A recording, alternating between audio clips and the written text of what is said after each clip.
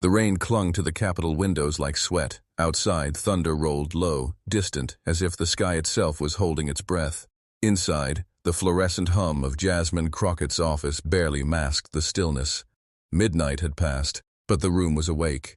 Papers in stacks, post-it notes curling at the edges, a legal pad left open on her desk, notes trailing off into question marks.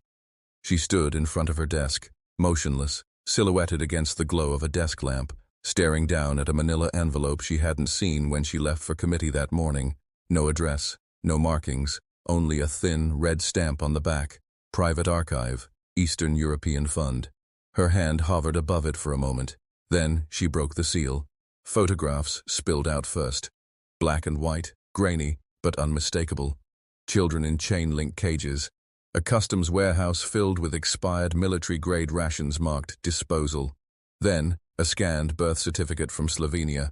A glossy tear sheet from a fashion gala. A memo, half crumpled, with one name circled again and again in red ink. Melania Trump. Crockett's eyes narrowed, her jaw tightening as she thumbed through page after page. Offshore transfers routed through shell NGOs. A non-profit listed under the name MTM Global, allegedly operating refugee aid in the Balkans, but tied to luxury fashion houses and ambiguous donation trails. Her phone buzzed. Unknown sender. You want the truth? Start with MTM Global. Check the contracts. The kids never saw a dime. For a long moment, Jasmine said nothing. Then she closed the folder gently, walked to her file cabinet, and pulled out a blank legal brief. Time to bring this into the light, she whispered. Thunder cracked overhead. The storm had only just begun. Morning broke slow over Capitol Hill, pale, cloudless, the kind of sterile light that made things feel colder than they were. Jasmine inside the House Oversight Committee chamber, cameras buzzed into position. The public gallery was half filled. Press in tailored suits, Hill staffers with earbuds coiled like nerves, and a few restless interns waiting to see who would flinch first. Representative Jasmine Crockett sat poised at her bench, her fingers laced tightly over a blue folder marked EB-1 Visa Review. She looked calm, but her eyes told a different story. Focused, coiled, waiting for the moment to strike.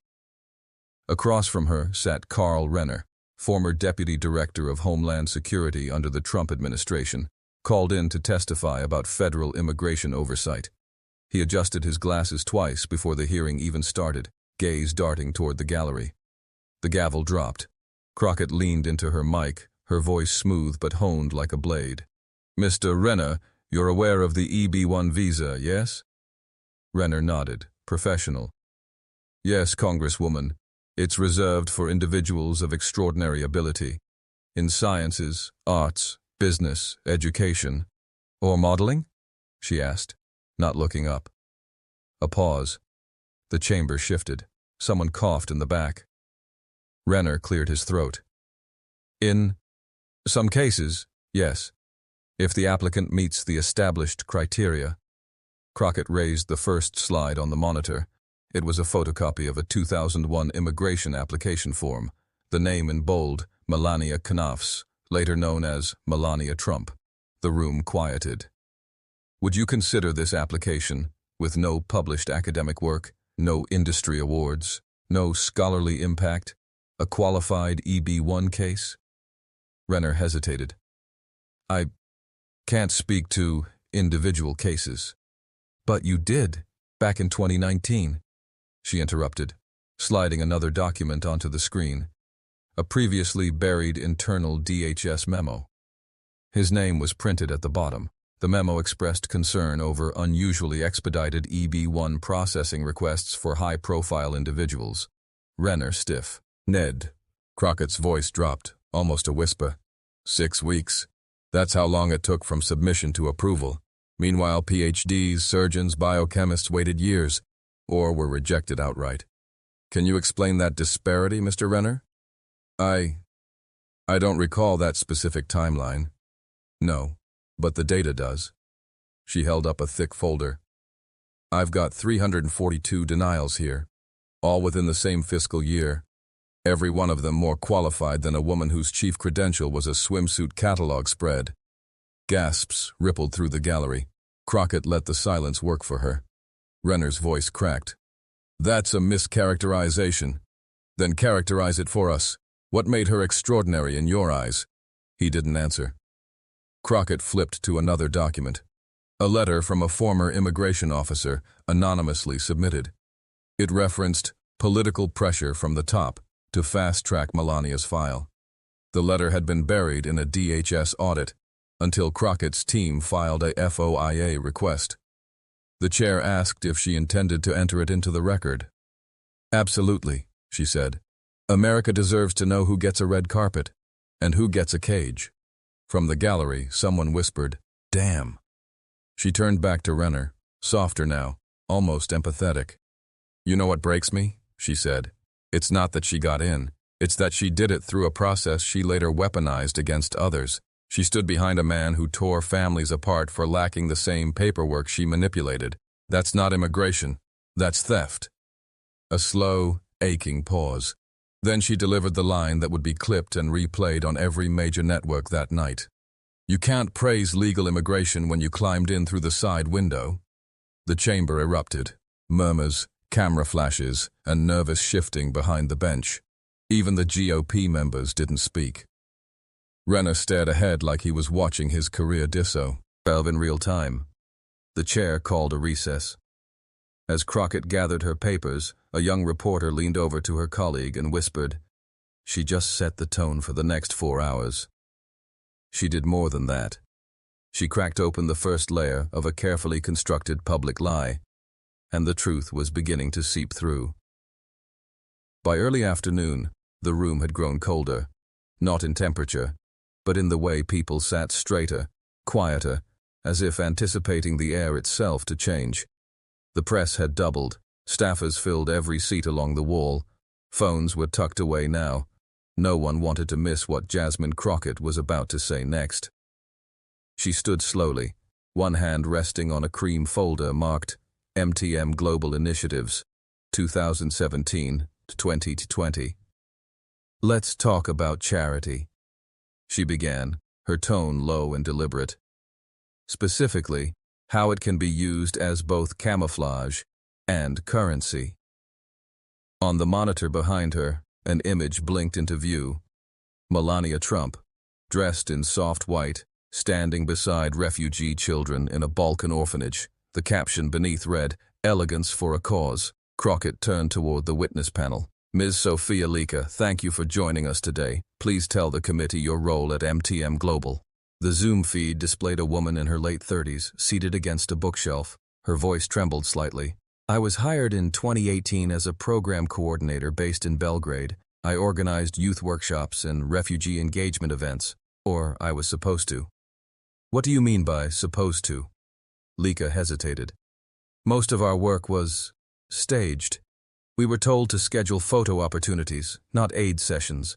Many of the children photographed were from paid modeling agencies. Some of the orphanages were closed.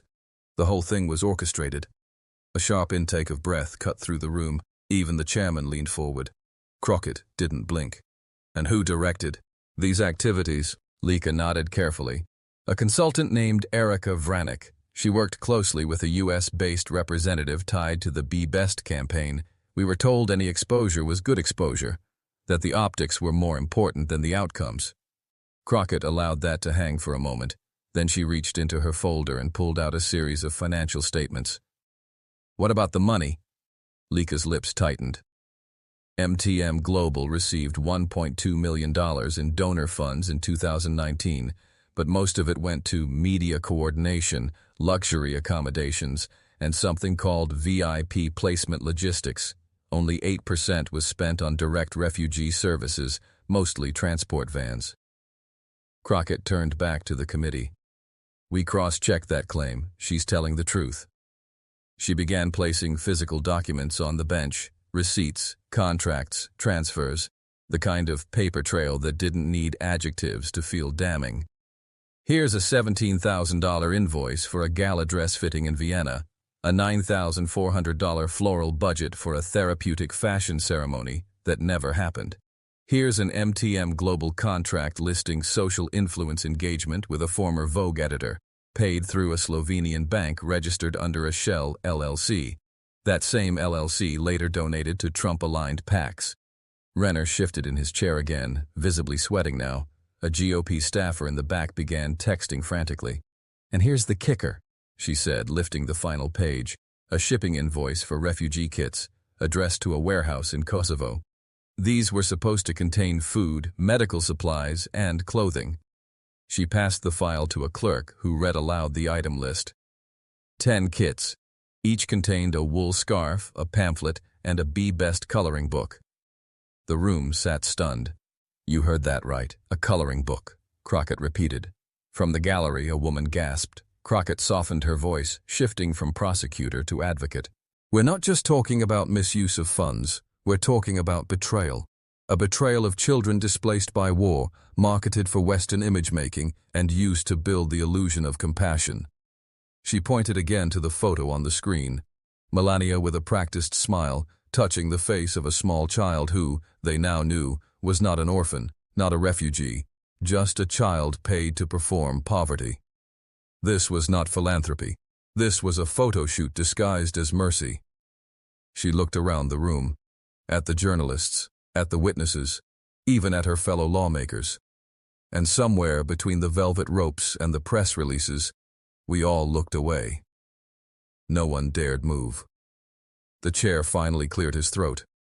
"Congresswoman Crockett, do you intend to submit this entire financial trail for the record?" She nodded. "Yes, all of it." The sound of paper being entered into history echoed louder than it should have. Outside, the sun had begun to set behind the marble columns of the Capitol. But inside, the truth was just starting to rise. The next morning arrived with a chill. Not from the weather, but from something quieter, heavier. The way silence fell as Jasmine Crockett entered the hearing room. The committee chamber was now standing room only. Staffers whispered, reporters live-streamed from their seats. Everyone could feel it. The scaffolding of privilege was starting to creak. Crockett sat alone at her desk, her fingers drumming rhythmically on a charcoal gray binder labeled FOA 11783, DHS Internal Audit, Classified Excerpts. She didn't smile, she didn't look up, but when she spoke, it was with the slow clarity of someone about to detonate something that could not be undone. "We've reviewed the immigration pathway. We've examined the non-profit trail, but there's a deeper question still unanswered," she said. "Who protected it?" She slid the binder toward the microphone and opened it. "This is a redacted memo obtained through a Freedom of Information Act request. It's part of a 2019 Department of Homeland Security audit, sealed at the time under the classification of political sensitivity." A Republican aide objected immediately, citing confidentiality. Crockett didn't flinch. "This body has clearance, and the people have a right to know." The chair glanced at the counsel, nodded slowly, and gave a weary wave. "Proceed." Jasmine flipped to the first excerpt, displayed on the monitor in bold, sans serif font. Subject MT used unofficial diplomatic connections to facilitate expedited visa processing and channel discretionary funding toward foreign NGO partnerships with indirect business affiliations to political family members. The room fell utterly still. No name was printed, but the initials, MT, were unmistakable. She zoomed in on another paragraph.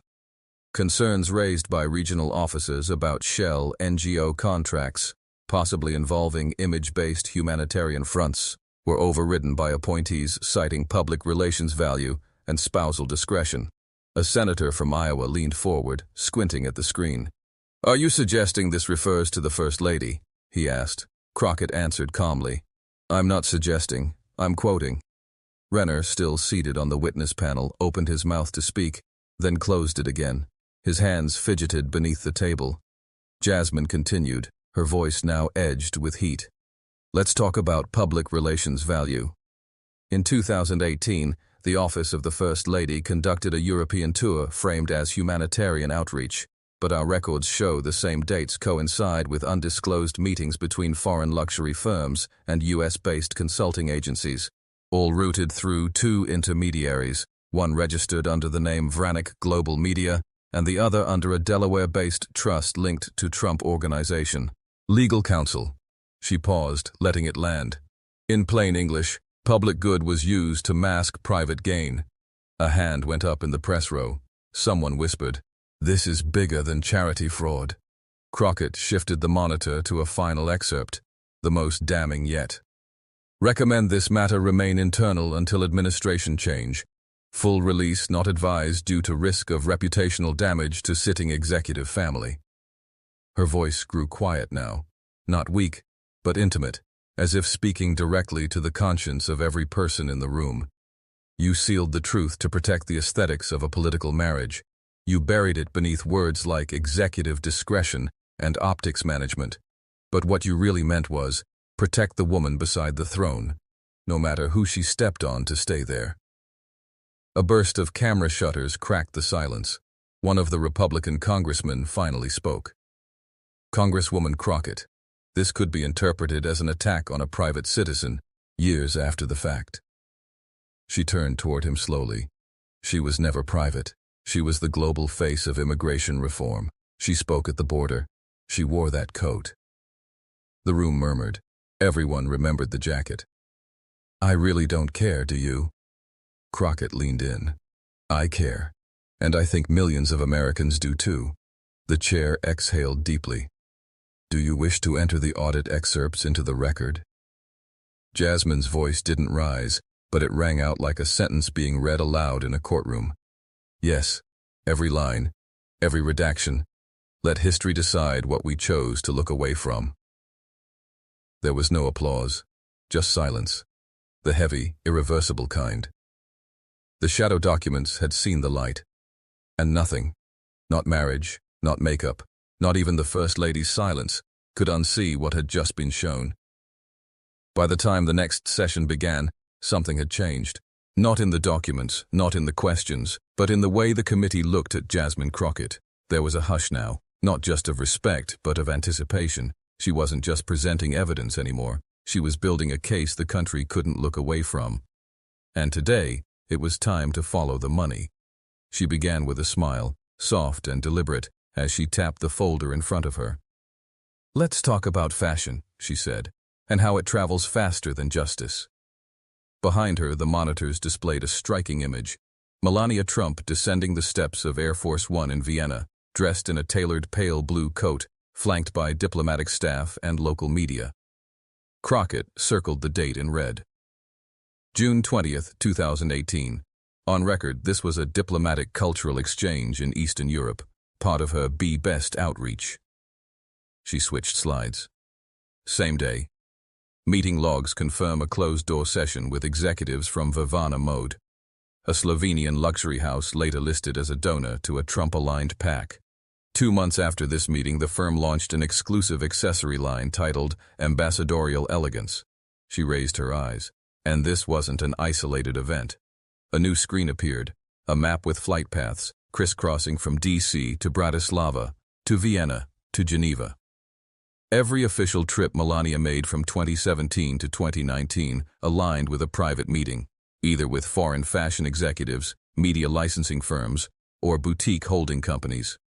Entities that would later make high-dollar political donations, book packages at Trump hotels, or sponsor events under PAC umbrellas. She moved quickly now, a rhythm of facts, names, dates, prices. In Zagreb, she met with an interior design brand that quietly transferred $220,000 to an American PR firm, which then booked ad space through a super PAC. In Geneva, she attended an unlisted brunch with a textile magnate. Under investigation for trade laundering through dual-use fabrics, the same week MTM Global signed a partnership agreement for refugee blankets that never materialized. And then she paused, letting the truth catch up with the room. This wasn't diplomacy, she said quietly. It was a network of soft influence, stitched into scarves and stitched into power. A journalist in the front row mouthed the word laundering. Crockett motioned to her next witness. I'd like to introduce Amelia Rowe, an independent fashion journalist with European press credentials who attended one of these events in Vienna. Rowe appeared on screen via live video, elegant, composed, British accented and tired in the eyes. I remember that day very clearly, she began. We were told to focus exclusively on the aesthetic, the First Lady's coat, her heels, the way she embodied Western diplomacy, but we were told not to ask about refugees, not about MTM, not about policy. Crockett leaned in. And what did you observe? Rowe hesitated, then answered. It felt staged, over-choreographed. The press access was controlled. There were whispers that some attendees were not diplomats, but private sector intermediaries. I remember one man, no credentials, but wearing a lapel pin with the MTM Global logo. He was introduced as a humanitarian liaison, but he spent most of the event negotiating something over the phone. Did anyone challenge this? We tried. A few of us submitted written questions through the proper channels. They were never answered. Crockett thanked her and turned back to the chamber. Let me be very clear, she said, walking slowly across the room. This is not about fashion. This is about access, power, the use of public diplomacy as a veil for private deal-making. She lifted a contract from her binder, signed by a shell firm registered in Delaware, with a P.O. box that met. Ched 3 Trump-affiliated donors. The contract outlined licensing rights for ambassadorial-themed fashion events. Signed 6 days after Melania's return from Vienna, and they thought we'd never look at the fine print, she said. A Republican lawmaker finally interrupted, frustrated. Are you alleging the First Lady was actively involved in money laundering? Crockett didn't blink. I'm saying she stood at the center of a web where philanthropy became performance, diplomacy became disguise, and foreign capital flowed toward domestic influence, all while the cameras focused on her heels. She returned to her seat slowly. And if the First Lady didn't know, she should have. And if she did, then so should we. The room sat in stunned quiet. No objections, no rebuttals, just silence thick enough to cut. The kind of silence that always follows the sound of something cracking. There was something more jarring than outrage in Washington. Silence. After 4 days of testimony, documents, and revelations, one name remained conspicuously absent from any direct response. Not from spokespeople, not from law firms, not from PR agencies, not even a tweet from Donald Trump. Melania Trump had said nothing, and in a city that survives on spin, that silence began to howl louder than any denial. Inside the Judiciary Oversight Committee, the air was different now, less defensive, more watchful. Even Republican members, once eager to object, now leafed through Crockett's exhibits with tightening brows. Jasmine's case wasn't speculation anymore. It was structure, threaded through contracts, wire transfers, recorded visits, and diplomatic optics weaponized for private gain. And then Crockett delivered the line no one was expecting. We invited Melania Trump to testify. A collective intake of breath rippled through the room. She declined. She placed a folded letter on the table. Her voice dropped just slightly, low enough that you had to lean in. No legal privilege invoked, no statement, no rebuttal, no explanation. The committee chamber turned great.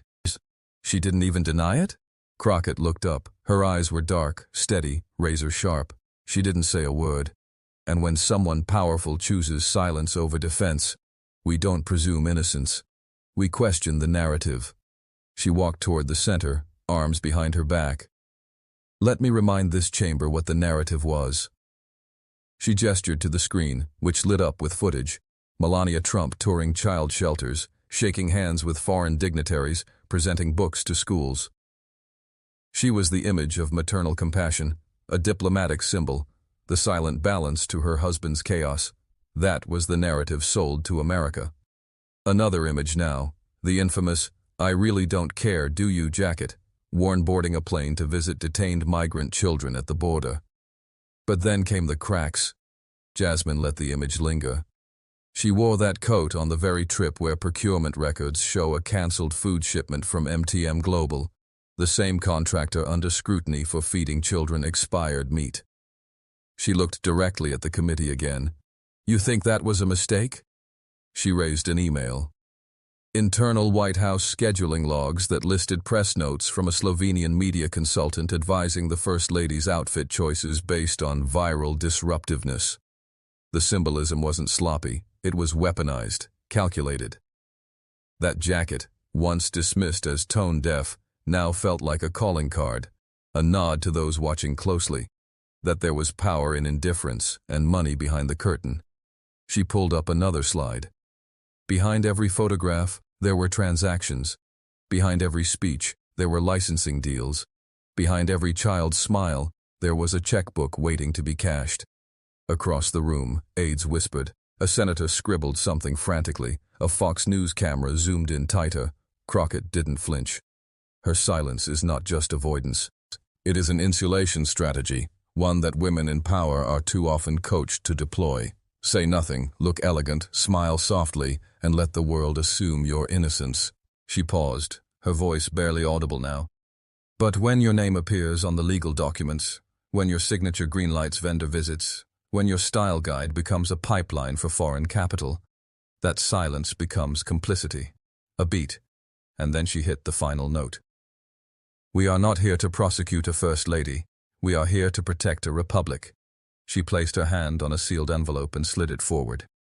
Inside this file are the names of 3 subcontractors, 4 foreign intermediaries, and 2 US-based shell companies with confirmed ties to the MTM laundering network. All of them benefited from Melania Trump's diplomatic appearances. All of them funneled cash back into domestic influence campaigns.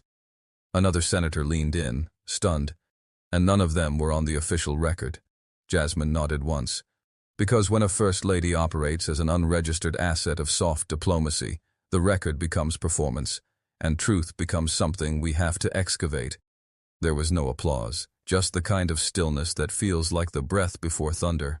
Because for the first time, the courtroom didn't see Melania Trump as untouchable. They saw her as a puzzle, missing just one last piece. And Jasmine Crockett was holding the edge. The room's energy shifted. Not with fury, not with fanfare, but with something colder, anticipation, the kind that hums beneath the skin before a storm breaks. Jasmine Crockett didn't look toward the door when the guards opened it. She didn't need to. She had already memorized every detail of the man's face. Marco Vescovi, former financial compliance officer at Global Bridges Humanitarian, a nonprofit that funneled over $140 million in foreign aid contracts during the Trump years. On paper, he'd gone dark after 2022. No press, no leaks, no trace. But Crockett had found him. He took the stand slowly, hands shaking slightly. As he was sworn in, his skin looked waxen under the courthouse lights. He avoided the cameras. He avoided her eyes. Crockett stood. Mr. Vescovi, can you state your previous title and role? His voice was faint. I was Director of Compliance at GBH. Global Bridges Humanitarian. I reviewed donor audits, grant disbursements, and vendor authorizations. She stepped closer. Did that include contracts tied to MTM Global? He hesitated. Yes. And were you aware of any irregularities in those disbursements? A long pause. His throat tightened. They weren't just irregularities. They were systems. Whole mechanisms built to move money between governments, shell companies, and strategic image campaigns. Strategic image campaigns? His voice dropped to nearly a whisper. Every time Melania appeared at a school or border facility, the image rights were sublicensed through shell nonprofits.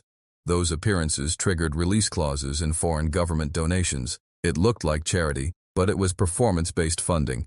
Appearances were milestones, not outreach. The courtroom was dead silent. Even the sound of someone adjusting their coat in the back row seemed inappropriate.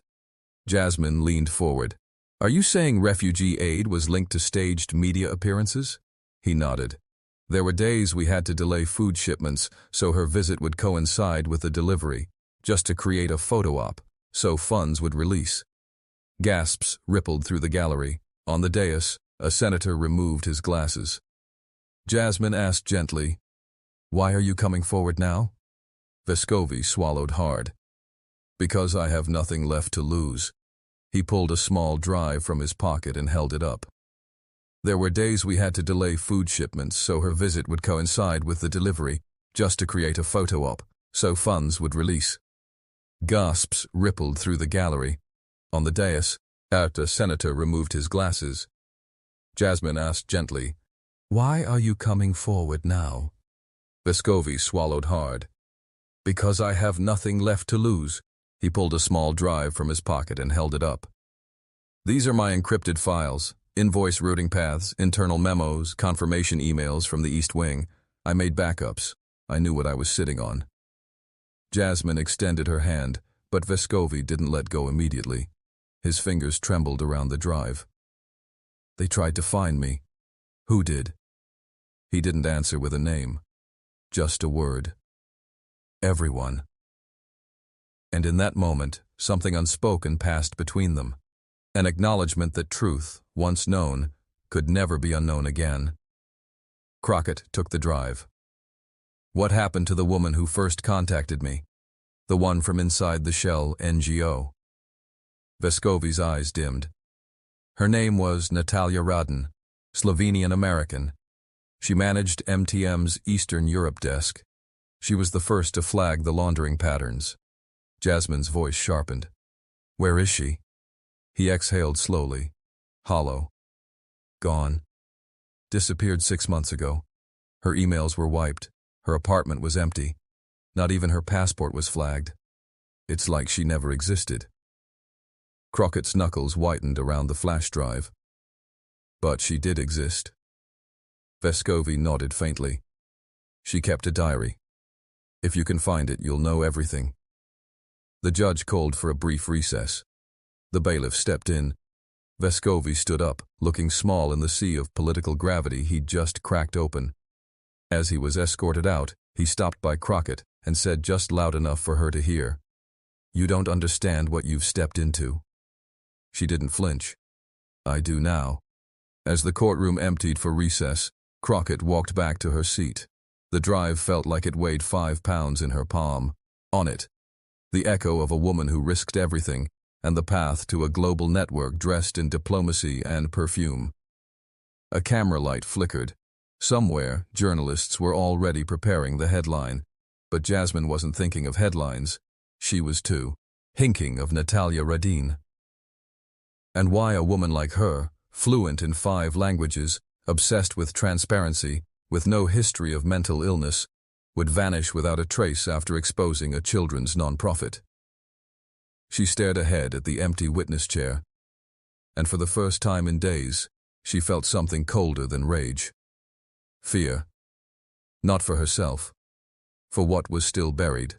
For what, or who, might be watching now. And for the possibility that Melania Trump wasn't the spider in the web.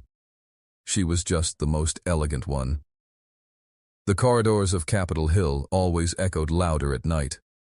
When the visitors were gone, when the marble absorbed secrets instead of footsteps. Jasmine Crockett walked fast, gripping the flash drive like a fuse about to burn through her hand. Inside her office, she locked the door, drew the blinds, and slid the drive into her encrypted laptop. The files opened like a minefield. Thousands of PDF scans, internal emails, video logs, financial maps stretching across oceans, and at the center of it all, Slovenia, a country often sidelined in geopolitical conversations, now emerging as a quiet node in a much larger machine. Jasmine's eyes traced flagged bank accounts in Ljubljana, Shell foundations disguised as textile cooperatives, and transfers that began with refugee charities, only to end in privately owned European villas. She clicked on a folder titled Radin Logs. Inside were screenshots of Slack conversations between Natalia Radin and project managers inside MTM Global. "She's asking for another photo op at the Belgrade site. Tell her the children haven't been moved yet. Doesn't matter, stage it. Get the crates in the background." Jasmine clenched her jaw. The children were props, the crates probably empty, but the money, very real. Another file, a 2-minute video clip. Natalia's face appeared on screen, dimly lit, filmed in a hotel bathroom. Her voice trembled, but her eyes never wavered. Natalia's face appeared on screen, dimly lit, filmed in a hotel bathroom. Her voice trembled, but her eyes never wavered.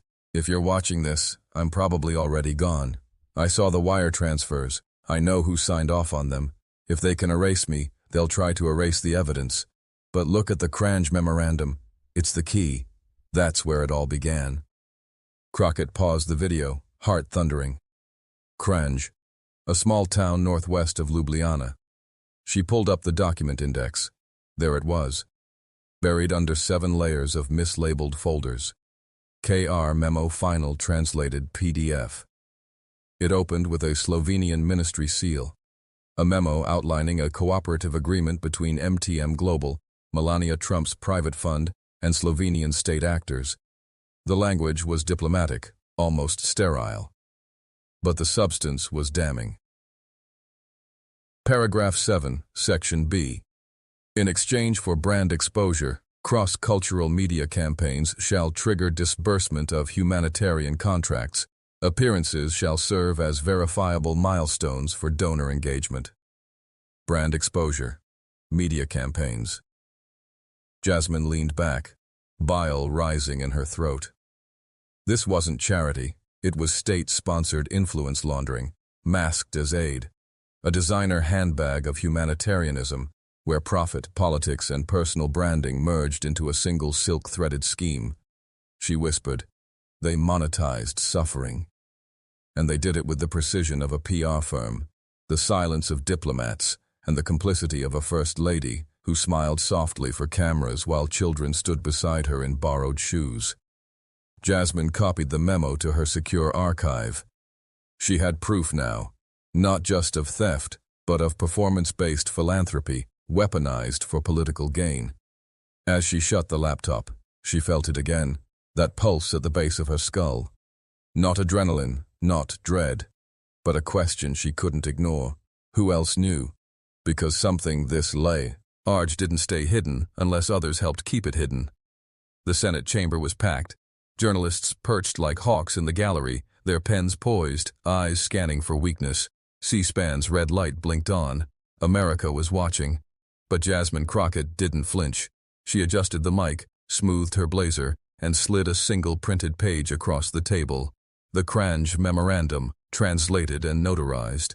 "This," she began, voice steady, "is not a leak. It's not a smear. It's a legal document, signed by 3 international entities, including a non-profit once chaired by Melania Trump, outlining a transactional system where refugee suffering was commodified for media value and campaign optics." Gasps rippled through the crowd. A few aides stiffened in their seats. One Republican senator leaned back, arms crossed, lips tight. Senator Carville from Louisiana raised a hand. "Congresswoman Crockett, are you suggesting the former First Lady knowingly participated in foreign financial laundering?" Jasmine didn't blink. "I'm saying the paperwork speaks louder than speculation. Her signature is on that agreement. The children were real. The aid was not." The silence that followed wasn't empty. It was volcanic. A sudden shift. Senator Voss from Indiana leaned forward, confused. "But surely this was all approved through the proper State Department channels, no? An international partnership of that scale couldn't move without oversight." Jasmine turned a page. Page 14, Clause 9, emergency funding provisions invoked to bypass State Department review, citing humanitarian urgency, which coincidentally was triggered by press coverage choreographed by MTM Global's PR team. The loop closed itself. The trap was baited, and now it was sprung. Carville pressed again. "And where are these funds now?" Jasmine tapped the financial map she had distributed earlier, clean, color-coded. The latest transfer trail ends in a Luxembourg holding account, then splits across 5 European shell corps. 3 of them are owned by a trust established during Melania Trump's tenure as First Lady. The air in the chamber turned razor-thin. Phones buzzed beneath desks. Some aides stood to whisper into their bosses' ears. Journalists left the gallery in waves, fingers flying across screens. But Jasmine wasn't done. "I have statements from a whistleblower," she added. She feared for her life. She documented the fake aid deliveries, the staged media appearances, and the bribes. "You'll find all of it on the flash drives provided to your staffers." Senator Voss interjected, sharp now. This is political theater, Congresswoman. A media ambush. She met his gaze. This is a courtroom of accountability, and if this chamber won't act, the people watching outside will. For a second, just one, a murmur rose from the public gallery, applause, faint but defiant, before the sergeant-at-arms quelled it. In that moment, Jasmine knew the narrative had shifted. It wasn't about charity anymore. It wasn't even about Melania. It was about the system, the beautiful, brutal system that made exploitation elegant and silence bipartisan. The senators scrambled to regain control, but the country had just seen the first crack. And cracks, Jasmine knew, only grow under pressure. The White House press room hadn't seen this much tension since the Mueller probe. Lights glared off the polished podium where Melania Trump stood, not flanked by lawyers or advisors, but alone. That was her choice, to project strength, or at least the illusion of it. Her expression was porcelain, stoic, as if nothing in the past week had pierced her composure, but her fingers, clasped just too tightly on the podium edge, betrayed Satan, bayed something else. She began softly. The accusations presented by Congresswoman Jasmine Crockett are not only false, they are an attack on humanitarian work, on decency, and on my integrity. Cameras flashed like lightning. She took a breath, steeling herself. The MTM Global Initiative was built to bring attention to displaced children, not profit from their pain. Any documents that suggest otherwise are forged, manipulated, or misunderstood. The reporters didn't move. They'd heard denials before. This was Washington. But then came the subtle shift. I will not stand silent as my name is dragged through political theater, Melania continued. These are not just attacks on me. They are attacks on the legitimacy of my husband's administration and on the values of millions of Americans. That line was crafted, measured. It was no longer just a denial. It was a rallying cry. And yet, something was missing. The direct rebuttal, the evidence. A hand rose in the crowd. Mrs. Trump, are you denying the existence of the Crange Memorandum, your signature, the Luxembourg accounts? She didn't blink. I have signed many charitable agreements. I do not manage financial transfers. I delegate. If improprieties occurred, they were not under my direction. A second reporter fired back. And the fake deliveries? The whistleblower's account of staged aid? Did you authorize any of it? Melania stiffened. That woman is a liar. And for the first time, the room stirred. There it was, not a refutation with facts, but a dismissal. The subtext was loud. If she couldn't dismantle the claims, she would discredit the messenger. Meanwhile, across the Capitol, Jasmine Crockett sat in her office, watching the live stream on mute. She didn't need to hear Melania's voice. The body language said it all. She's cornered, Jasmine murmured. She just doesn't know which wall to lean against. Let the room drown in its own moral dissonance. Melania wasn't present, but her attorney was, a man in a tailored charcoal suit who stood now and asked, Is this a political witch hunt, Congresswoman, or a vendetta against a woman you've never met? Jasmine faced him, no hesitation. I don't need to meet someone to recognize betrayal. The audience hushed again. Jasmine reached for her final exhibit, a video recording. I'd like to enter into the record a testimony from a former MTM Global Operations Director, filmed 2 days ago in a safe house. The screen flickered. A woman appeared, mid-40s, pale, tearful. I falsified manifests, the woman said.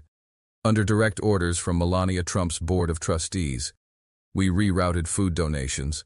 I signed off on ghost deliveries, and when I pushed back, they told me, keep the brand beautiful. No one cares where the beans go, only how the box looks. The hearing room became a graveyard, and Jasmine didn't gloat. She didn't smile. She just let her shoulders drop, slowly, as if the weight of it, all of it, finally shifted onto someone else. Later that evening, as the news cycle exploded, and hashtags like #Justice for the Voiceless and #MTM Fraud trended across every platform, Jasmine stood quietly in her office, looking out the window. An aide entered with a tablet. Public opinion's flipped, the aide said. Even Fox is calling it an ethical failure of historic proportions. Jasmine didn't turn around. And the kids? They'll finally get the aid. UN just approved a rerouted fund. Real oversight this time. A long silence. Then Jasmine whispered, almost to herself, "No more ghosts." The wind outside shook the windows.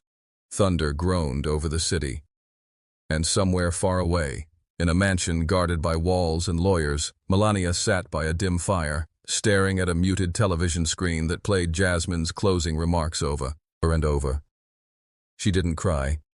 She didn't speak. She just sipped her wine and listened to the storm. Because this time, the world wasn't forgetting. This time, silence had a cost, and Jasmine Crockett had made damn sure the receipt was public.